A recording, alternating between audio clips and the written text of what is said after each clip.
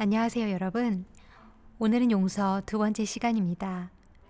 예수님은 우리가 누군가에게 상처받았을 때 그 모든 상처를 예수님께 가져오라고 말씀해 주셨습니다. 우리가 그렇게 할 때 우리가 받은 마음속 상처를 치유해 주실 수 있다고 말씀해 주셨어요. 그리고 그 미운 마음 때문에 용서하기 힘들지라도 예수님께 도움을 요청하면 용서할 수 있는 마음을 주시겠다고요. 지난 이야기에서 힘들었지만 용서를 위해 드린 제 기도는 놀랍게 응답되었습니다. 그 사람에 대한 미움이 사라지고 나니 제겐 미움 대신 평안과 기쁨이 주어졌습니다. 마치 강물에 노란 주스를 부으면 그 주스가 그 색을 잃어버리고 사라지는 것처럼 마음속에 있던 미움의 독은 제 마음에 강해서 희석되어 사라지게 된 것이죠. 마음에 있는 미움이라는 독을 흘려보내면 좋겠습니다.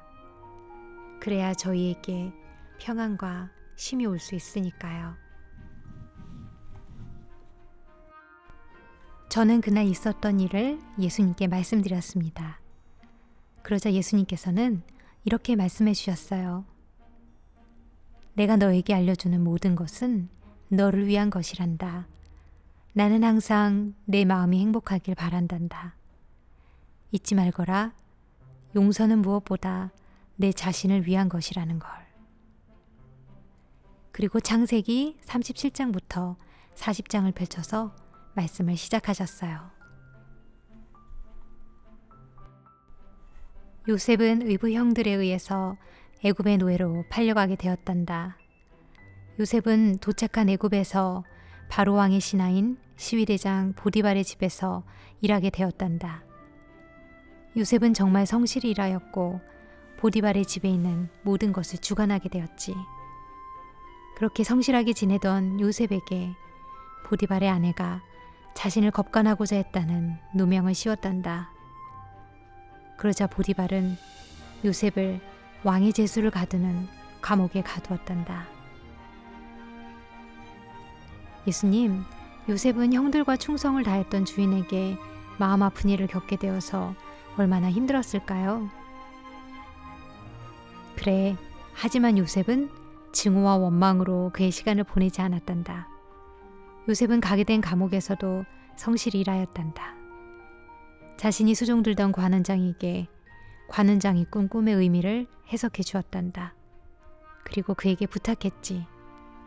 당신의 꿈대로 사흘 안에 이 감옥을 나가게 되면 바로 왕에게 나의 억울함을 구하여 나를 이곳에서 나가게 해달라고 말이야. 하지만 그 관원장은 감옥을 나가게 되었지만 요셉을 잊어버리고 말았단다. 예수님, 요셉은 계속해서 사람들에게 상처받고 실망과 좌절을 경험하게 되었네요. 그래, 그랬지. 하지만 창세기 41장을 보면 요셉은 2년 후에 그 감옥에서 나오게 된단다. 바로 왕이 특별한 꿈을 꾸고 그 뜻을 알지 못해 괴로워하자 술 맡은 관원장이 요셉을 생각해내었지. 자신의 꿈의 석을 정확히 해준 요셉을 왕에게 소개하였고 왕은 요셉을 왕궁으로 불러서 자신의 꿈에 대한 해석을 하게 했단다. 요셉은 그 이후 애굽의 총리 대신이 되어 7년간의 흉년을 대비했단다. 여러 사람을 고난으로부터 구원하는 역할을 맡게 된 것이지. 나는 그를 인도하였고 요셉은 매 순간 나를 의지하였단다. 그래서 그의 품성은 아픔과 시련 속에서 아름답게 변화되며 그가 맡을 중요한 일에 준비되었단다. 그는 어려움 속에서도 자신을 향한 나의 섭리를 믿었단다.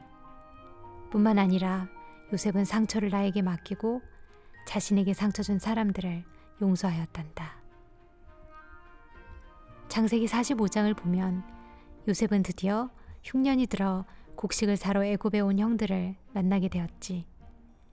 그들은 요셉을 두려워했지만 요셉은 이렇게 말했단다. 당신들이 나를 이곳에 팔았으므로 근심하지 마소서, 한탄하지 마소서. 하나님이 생명을 구원하시려고 나를 당신들 앞서 보내셨나이다.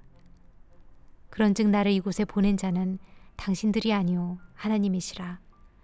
하나님이 나로 바로의 아비를 삼으시며 그 온 집의 주를 삼으시며 애굽 온 땅에 치리자를 삼으셨나이다. 라고.